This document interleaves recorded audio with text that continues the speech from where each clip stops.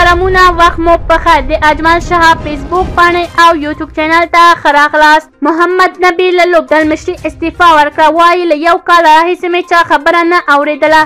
راشد خان په نړیوال جام کې برخه اخیستل د ویاړ خبره ده، خو دا ډول هیله مو نه درلوده. د کرکټ نړیواله شورا د باران له امله نوی قانون جوړ کړ. نور جزئیات په همدې ویډیو کې وګورئ. یوټیوب چینل لایک او سبسکرایب کړئ. محمد نبی له لوبډل مشري استعفا ورکړه. وایي له یو کال راهیسې مو چا خبره نه اورېدله. د ملي لوبډلې د شلوریزو لوبو لوبډل مشر محمد نبی له لوبډل مشري لاس په سر شو. هغه وایي چې له یو کال راهیسې مې چا خبره ته غوږ نه نیوه او د لوبډلې توازن ته یې زیان اړولی دی. محمد نبی په همدې تړاو په خپله فیسبوک پاڼه پوسټ کړی او مینوال یې خبر کړي دي چې له لوبډلې سره څه روان دي، خو دا هم وایي چې اوس له لوبډلې د تقاعد اخیستلو نیت نه لري.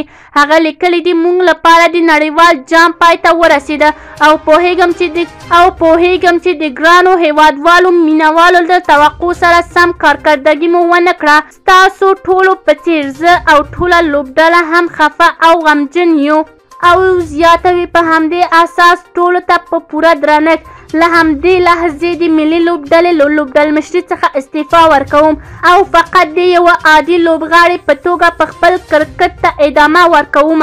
راشد خان په نړیوال جام کې برخه اخیستل د ویاړ خبره ده، خو دا ډول هیله مو نه درلوده. د ملي لوبډلې تکړه لوبغاړی راشد خان په نړیوال جام کې د ملي لوبډلې د سفر په اړه وایي چې په نړیوال جام کې برخه اخیستل د ویاړ خبره ده، خو دا ډول پایلوبه هیله مو نه درلودله.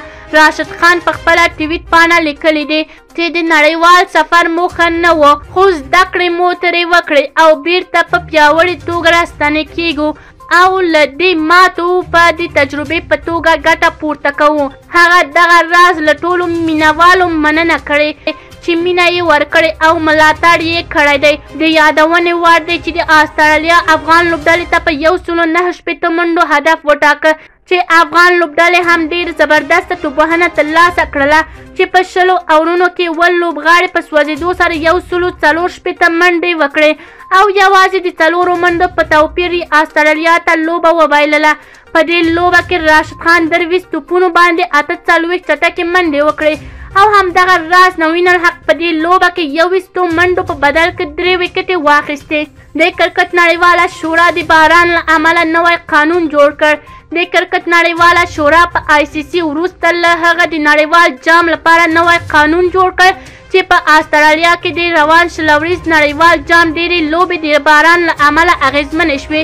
اوس راپورونه وایي د کرکټ نړیواله شورا په استرالیا کې د روان شلوریز نړیوال جام د نیمه پایلوبې او پایلوبې لپاره د باران له امله اغېزمنې شي. نوی قانون یې جوړ کړی دی. په نوي قانون کې راځي له لوبې د باران له امله ځنډ شي.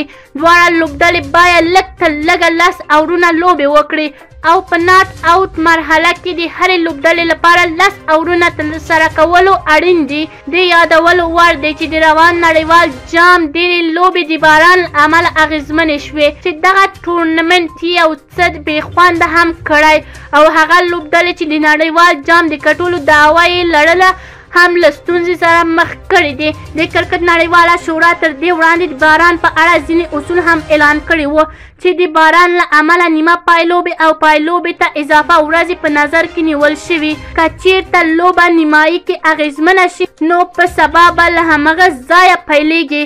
که چیرې کوم نظر لرئ کومنټ کې شریک، یوټیوب چینل لایک او سبسکرایب کړئ.